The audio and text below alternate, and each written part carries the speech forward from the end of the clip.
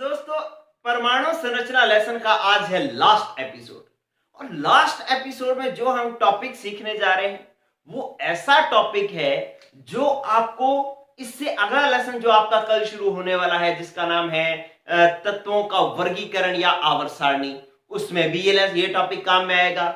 उससे आगे जो लेसन चलेगा रासायनिक आबंध, उसमें भी ये टॉपिक काम में आएगा। जो भी केमिस्ट्री का लेसन चलेगा उसमें सब में ये टॉपिक काम में आएगा। और इस टॉपिक का नाम है इलेक्ट्रॉनिक विन्यास। इस टॉपिक के बाद ये लेसन हो जाएगा फिनिश और एक एपिसोड में और बनाने वाला हूं जिसमें हम इस पूरे लेसन के जो इंपॉर्टेंट क्वेश्चंस हैं वो डिस्कस करेंगे और कल ही हम नया लेसन भी शुरू कर देंगे, तीसरा लेसन। मैंने आपको ये मैसेज डाल दिया है। आप सभी बच्चे जो है अपने सारे फ्रेंड्स को सभी व्हाट्सएप ग्रुप में, सारे अपने अपने फेसबुक पर ये जो मैंने स्टेटस डाला था कि नया लेसन शुरू हो रहा है, आप सबको शेयर कर दें ताकि ज्यादा से ज्यादा बच्चे जो हैं अगले चैप्टर में हमारे साथ जुड़ सके। तो शुरू कर रहे हैं इलेक्ट्रॉनिक विन्यास। क्या होता है इलेक्ट्रॉनिक विन्यास? कि किसी परमाणु में नाभिक के चारों ओर जो इलेक्ट्रॉनों की व्यवस्था होती है, इलेक्ट्रॉन भरने का जो क्रम होता है, उसको हम इलेक्ट्रॉनिक विन्यास कहते हैं। याद करने की जरूरत नहीं है, बस जान लेना है कि यार कोई परमाणु है, उसके चारों तरफ इलेक्ट्रॉन भरने हैं, उसका जो क्रम होगा उसी को ही हम क्या कहेंगे? इलेक्ट्रॉनिक विन्यास कहेंगे। अब आपको पता है कि नाभिक के चारों ओर तो कोश होते हैं। अब वो कोश कौन कौन से हैं मैंने सामने लिख दिया आपके, 1 2 3 4 5 6 7, ये 7 कोश मैंने बना लिए। और हर कोश के अंदर क्या होते हैं? उपकोश। उपकोश भी बना लिए, जैसे 1s 2s 2p। दूसरे कोश में 2 कोश हैं, 2s और 2p उपकोश हैं। तीसरे में 3s 3p 3d है। चौथे में 4s 4p 4d 4f है। पांचवें में 5s 5p 5d 5f है। और भी आगे चलेंगे लेकिन आप FF तक लिख लो, अपना काम चल जाएगा। ठीक है, तो ऐसे करके आपने कहां तक लिख लेने हैं? 7 कोष तक ये सब लिख लेने हैं। 7 कोष तक चल रहा है। चलिए 7 कोष। अब हम बनाते हैं कि क्या क्रम रहेगा इलेक्ट्रॉन भरने का। इलेक्ट्रॉन भरने के लिए आपको चलाने पड़ेंगे तीर। क्या चलाने पड़ेंगे? तीर। कैसे तीर चलाने पड़ेंगे?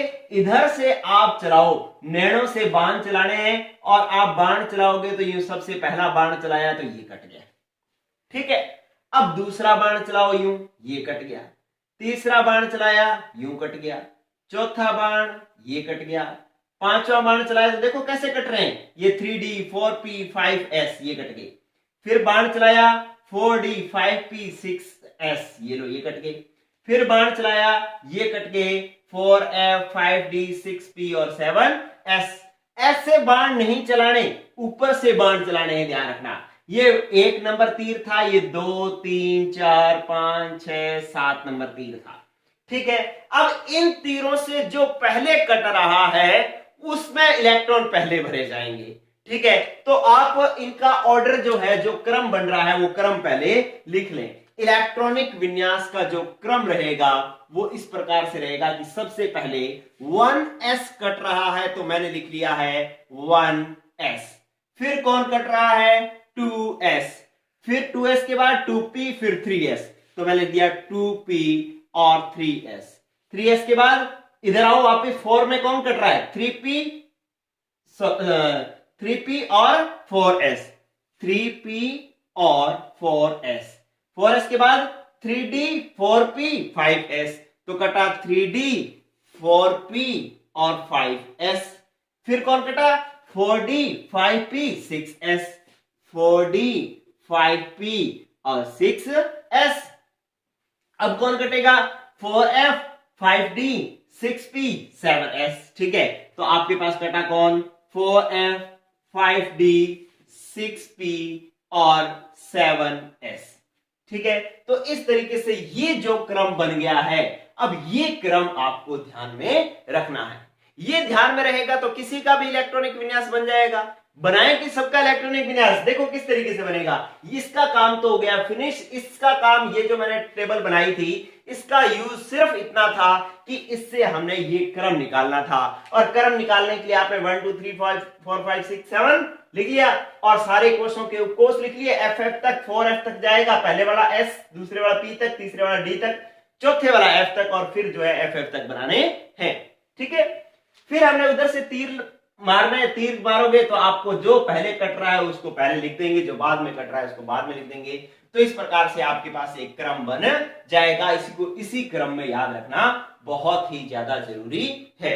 ये आप रट्टा मार लो। अगर कोई कहे कि सर मेरे को ये नहीं बनाना, मत बनाओ, कोई बात नहीं, ये याद रखना जरूरी है। ठीक है। अब अपने क्या करेंगे, किसी भी परमाणु का इलेक्ट्रॉनिक विन्यास हम किस प्रकार से लिखेंगे। चलो इसको मैं साफ कर रहा हूं, आप स्क्रीनशॉट ले लें, इस पूरे का स्क्रीनशॉट ले लें। ये जो आपने लिखा हुआ है ये इस क्लास का सबसे ही महत्वपूर्ण पार्ट है। स्क्रीनशॉट ले लो इसका। चलिए अब मैं क्या करता हूं कि ये तो दिया कट, ये लो इसको दिया साफ कर दिया। अब क्या करना है भाई, जैसे मुझे किसी परमाणु का इलेक्ट्रॉनिक विन्यास लिखना है तो पहले एक बात और याद रख कर लेता हूं मैं, क्या कि मेरे पास उपकोष है और अधिकतम इलेक्ट्रॉन है। अधिकतम इलेक्ट्रॉन, जैसे एस उपकोष में अधिकतम कितने इलेक्ट्रॉन भर सकते हैं भाई 2, पी में कितने भर सकते हैं 6, डी में कितने भर सकते हैं 10 और एफ में अधिकतम कितने भर सकते हैं 14 इलेक्ट्रॉन भर सकते हैं। ये बात भी आपको याद रखनी है। बस ये 2 पॉइंट जिसको याद है वो किसी भी परमाणु का इलेक्ट्रॉनिक विन्यास लिख सकता है। चलो अगर इन दोनों चीजों के आधार पर मैं किसी का इलेक्ट्रॉनिक विन्यास बनाना चाहता हूं तो मान लो मैं इलेक्ट्रॉनिक विन्यास बनाना चाहता हूं क्लोरीन का। क्लोरीन का परमाणु क्रमांक है 17 और 17 परमाणु क्रमांक का मतलब है उसमें इलेक्ट्रॉन भी कितने हैं 17 ही हैं। ठीक है, तो मुझे 17 परमाणु क्रमांक या 17 इलेक्ट्रॉन क्लोरीन के अंदर भरने हैं। तो मैं कैसे भरूंगा, क्या क्रम रहेगा, सबसे पहले कौन आ रहा है 1s और s में कितने इलेक्ट्रॉन भरे जा सकते हैं भाई 2। ठीक है, फिर कौन आया 2s, 2s में कितने इलेक्ट्रॉन भरे जा सकते हैं, s चाहे 1 का हो चाहे 2 का हो, इलेक्ट्रॉन 2 ही भरे जा सकते हैं। फिर आ गया 2p, 2p, p में कितने इलेक्ट्रॉन भरे जा सकते हैं 6। फिर कौन आ गया 3s, 3s में कितने भरे जा सकते हैं 2। फिर कौन आ गया 3p, p में कितने भरे जा सकते हैं 6। लेकिन आप काउंट करो क्लोरीन में तो 17 ही थे, भर कितने दिए 2, 2 4, 6 10 और 2 12 और 6 18। तो 18 नहीं है अपने पास, तो 17 ही है, इसलिए यहां पर अपने कितने भरेंगे 5 भरेंगे। इसलिए क्लोरीन का इलेक्ट्रॉनिक विन्यास ये हो जाएगा। क्लियर है। आप ऐसे किसी का भी इलेक्ट्रॉनिक विन्यास लिख लो। जैसे अब आपने मान लो कि मेरे पास किसका इलेक्ट्रॉनिक विन्यास लिखना था, मैंने एल्यूमिनियम का इलेक्ट्रॉनिक विन्यास लिखना था मान लो। ठीक है, तो किस प्रकार से लिखूंगा, एल्यूमिनियम का परमाणु क्रमांक होता है 13। आपको 36 तक परमाणु क्रमांक तो याद होने चाहिए, 1 से 36 तक। ठीक है, हर हाल में याद होने चाहिए। अगर एल्यूमिनियम का बनाना है तो एल्यूमिनियम का परमाणु क्रमांक है 13, इसका मतलब कितने इलेक्ट्रॉन है 13। भरना शुरू करें, पहले 1s में 2, 1s2, 2s2, 2p6, कितने हो गए 2 2 4 6 10, कितने बच गए 3। अब 2p के बाद कौन आया 3s, 3s, s में कितने 2, तो कितने हो गए 12 और फिर क्या आ गया 3p, p में कितना 1, तो ये लो। ठीक है, एल्यूमिनियम का इलेक्ट्रॉनिक विन्यास हो गया।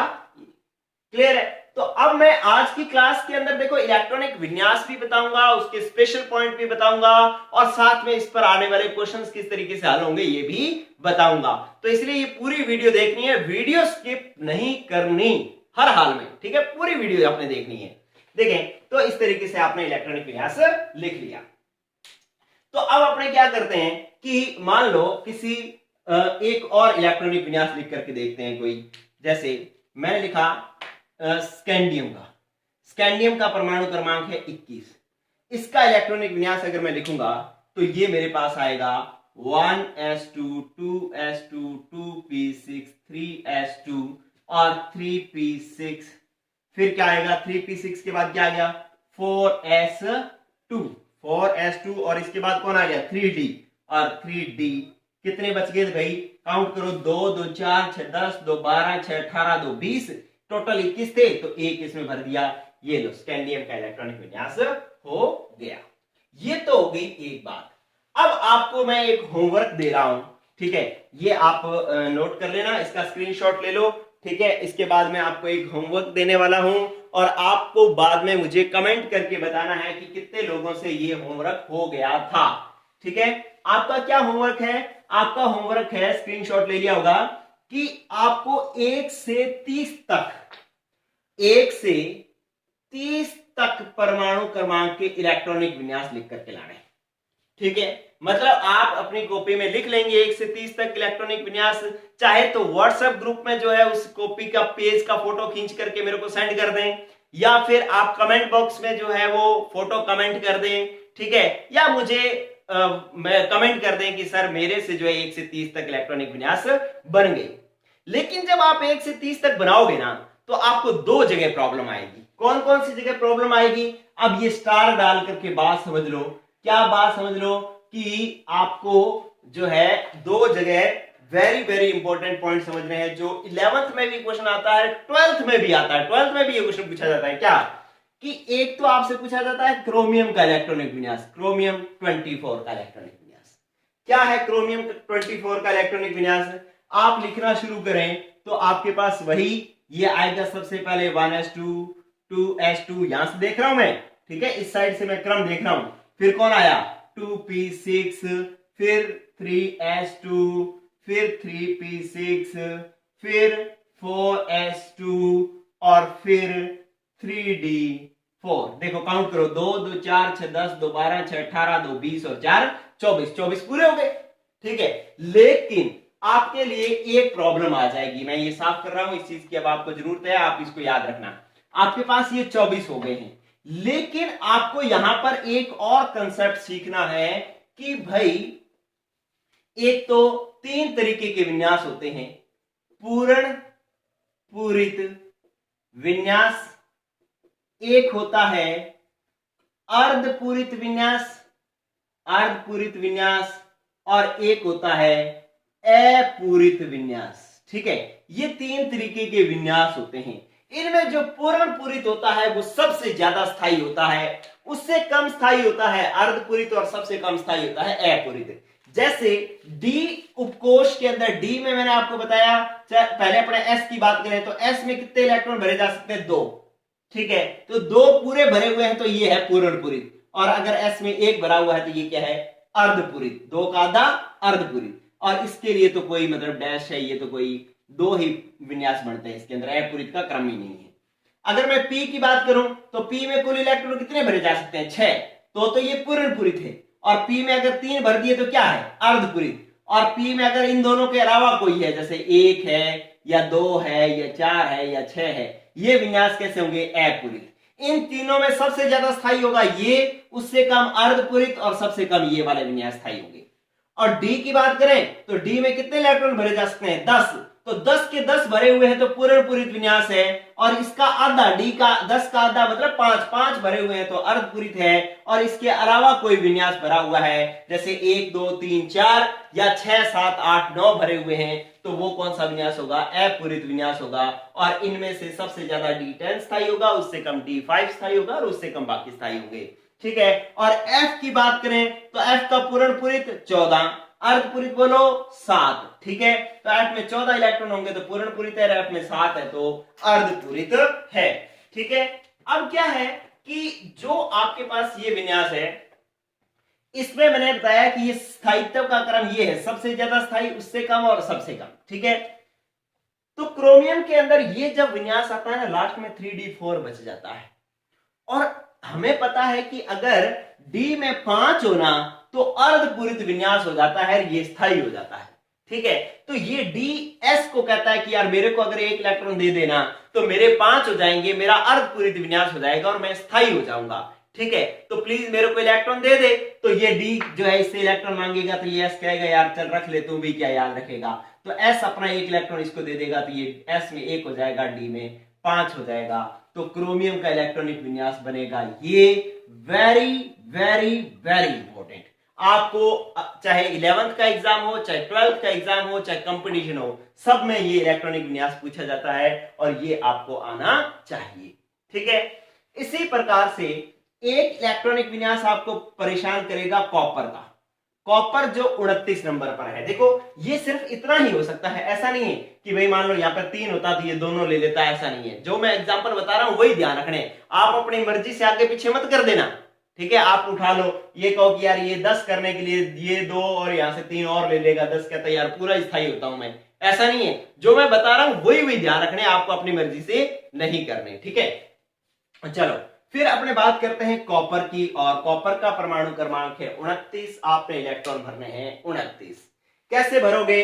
अब आपको क्रम याद हो गया होगा, 1s2 2s2 2p6 3s2 3p6 4s2 और 3d9। काउंट करो कितने हो गए? 2 2 4 6 10 2 12 6 18 2 20 और 9 29 पूरे हो गए। लेकिन आप इस डी को देखो, ये डी कहेगा यार मेरे पास ना 9 इलेक्ट्रॉन है, ठीक है। अगर मेरे 10 हो जाए तो मेरा पूर्ण पूरित विन्यास हो जाएगा और मैं स्थायी हो जाऊंगा, ठीक है। तो ये क्या करेगा? एस को कहेगा कि एस प्लीज यार मेरे को एक इलेक्ट्रॉन दे दे। तो एस कहेगा कि चल तू ले ले मुझसे एक इलेक्ट्रॉन, तो इसके पास बच जाएगा 1 और इसके पास हो जाएगा 10, ठीक है। ऐसा ये क्यों करता है? ऐसा करता है स्थायी पूर्ण पूरित विन्यास प्राप्त करने के लिए।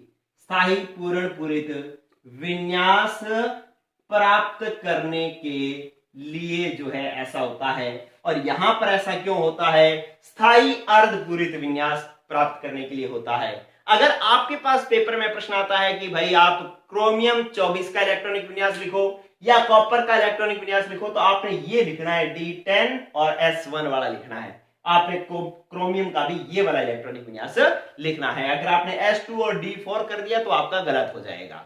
ध्यान रहेगी ये बात।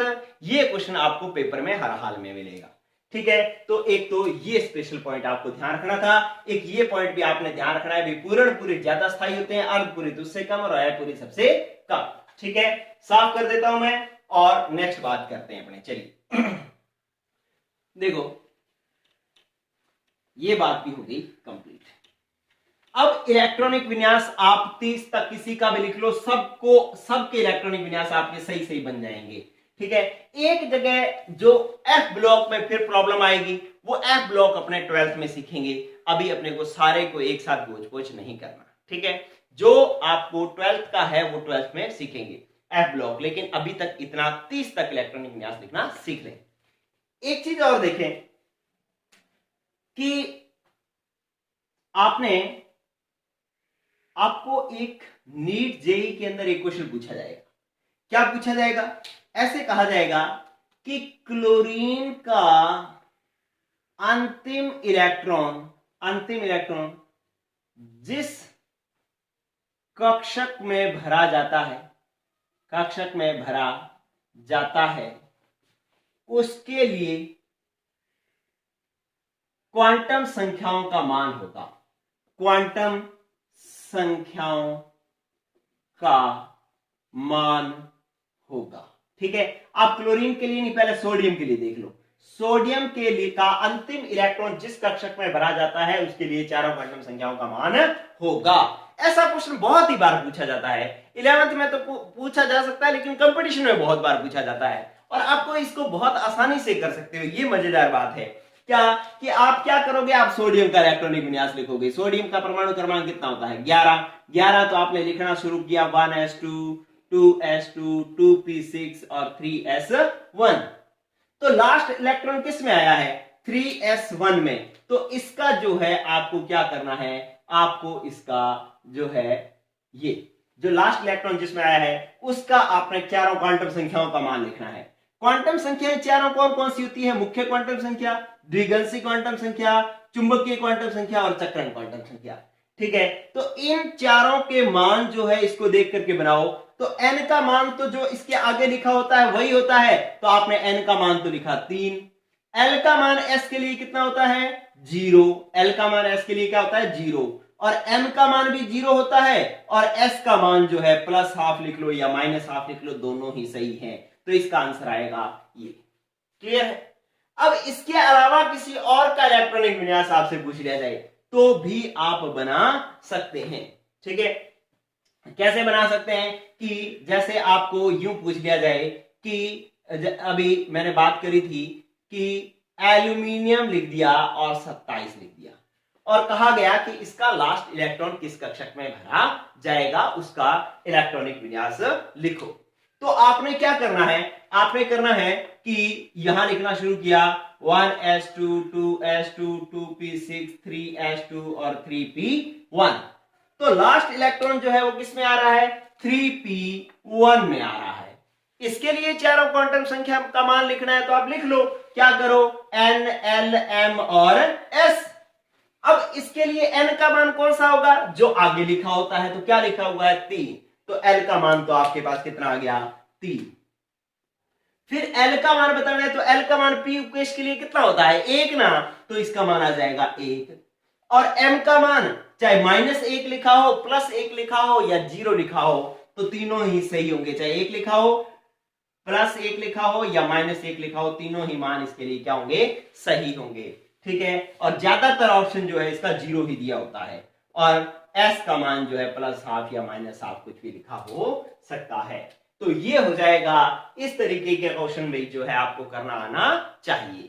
ठीक है, तो अब एक और बातें जो है करते हैं, अपने कुछ और बातें करते हैं, जैसे साफ कर देता हूं मैं इसको, आप इसको अच्छे से देख लें। फिर नेक्स्ट जो है बात अपने कर रहे हैं क्या, कि अगर आपको यूं कह दिया जाए, साफ कर दूं, ये लो, आपको कमेंट करके मुझे क्या बताना है कि 1 से 30 तक इलेक्ट्रॉनिक विन्यास किस किस के लिखे गए, और 1 से 30 तक लिखने में कहां पर विशेष बातों का ध्यान रखना है। 2 पॉइंट विशेष ध्यान रखना है, एक तो क्रोमियम 24 पर और एक कॉपर 29 पर। ठीक है, अब अपने बात करते हैं एक और, जैसे आपको कह दिया गया कि आप जो है n-3 का इलेक्ट्रॉनिक विन्यास लिखो, ऐसे अगर कह दिया गया तो आपको क्या करना है कि भाई n में परमाणु क्रमांक 7 है तो कितने इलेक्ट्रॉन होने चाहिए थे, 7 इलेक्ट्रॉन होने चाहिए थे।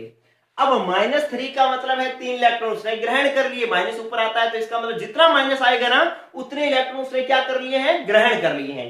तो 7 थे, 3 ग्रहण कर लिए, तो कुल कितने हो गए 10। अब आपको 10 इलेक्ट्रॉन भरने हैं, कैसे भरने हैं, आप भरो 1s2 2s2 2p, 2 2 4 हो गए और 6 लगा दो तो 10। ठीक है, तो n-3 का इलेक्ट्रॉनिक विन्यास ये होगा। अगर आपको n का इलेक्ट्रॉनिक विन्यास लिखना होता तो ये होता 1s2 2s2 और 2p3, 2 2 4 और 3 7। नाइट्रोजन का ये, n-3 का ये, तो ये चीजें जो है आपको ध्यान रखनी है कि माइनस वाले का इलेक्ट्रॉन किस तरीके से लिखा जाता है। अगर आपको प्लस वाले का इलेक्ट्रॉनिक विन्यास लिखना है तो जितना माइनस लिखा होता है उतना इलेक्ट्रॉन प्लस करके बस इलेक्ट्रॉनिक विन्यास लिख दो, ये तो हमें आ ही गया। अब प्लस अगर लिखा हो किसी के ऊपर तो कैसे इलेक्ट्रॉनिक विन्यास लिखेंगे, आप क्या करो, आप ऐसे करो कि भाई मैंने लिखा कि जैसे मैंने लिख दिया Mg+2 का इलेक्ट्रॉनिक विन्यास लिखो, तो Mg का परमाणु क्रमांक कितना होता है 12, आपने इलेक्ट्रॉनिक विन्यास लिखा 1s2 2s2 2p6 3s2, ये देखो 2 2 4 6 10 और 2 12 हो गए। लेकिन ऊपर लिखा हुआ है +2, +2 का मतलब 2 इलेक्ट्रॉन उड़ गए, 2 इलेक्ट्रॉन उड़ गए तब बच कितने गए 10, तो जो 2 इलेक्ट्रॉन निकले हैं वो s से 2 इलेक्ट्रॉन निकाल दो, ये 0 कर दो, ये लो, ये इसका इलेक्ट्रॉनिक विन्यास बन जाएगा। ठीक है, तो प्लस वाले का इलेक्ट्रॉनिक विन्यास भी इस तरीके से लिखा जा सकता है। अब आपको एक चीज जो है एक ध्यान और रखना है, मैं इसको साफ कर दूं, ये लो, ओके, ये देखो, अब आपको जो डी ब्लॉक एक इलेक्ट्रॉनिक विन्यास लिखने का एक तो ये तरीका है, एक तरीका और भी है जो इन शॉर्ट करके इलेक्ट्रॉनिक विन्यास लिखा जाता है।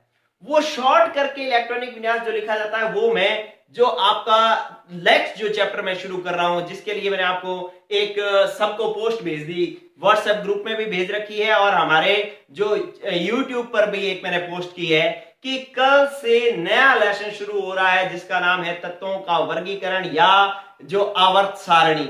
बहुत जरूरी लेसन है दोस्तों, किसी भी बच्चे ने उस लेसन को मिस नहीं करना। अगर इस लेसन का एक भी एपिसोड आपने मिस किया तो आपकी केमिस्ट्री भी मिस हो जाएगी। ठीक है, सबने देखना है। और एक आपको काम और करना है, क्या कि भाई सारे बच्चों को ये जो मैंने मैसेज डाला है, जो मैंने पोस्ट डाली है, वो पोस्ट सबको ही क्या करनी है, शेयर कर देनी है। आप चाहे कहीं से भी हैं, आप चाहे राजस्थान से हैं, गुजरात से हैं, यूपी से हैं, बिहार से हैं, कहीं से भी हैं, आप अपने दोस्तों को सबको जो है क्या कर दो, ये पोस्ट जो है वो शेयर कर दें। आपको जिस दोस्त को आप शेयर करोगे वो दोस्त आपको थैंक यू बोलेगा कि वाह यार बढ़िया, आपने मेरे को ये चैनल बता दिया ताकि मैं अपनी केमिस्ट्री इंप्रूव कर लूंगा।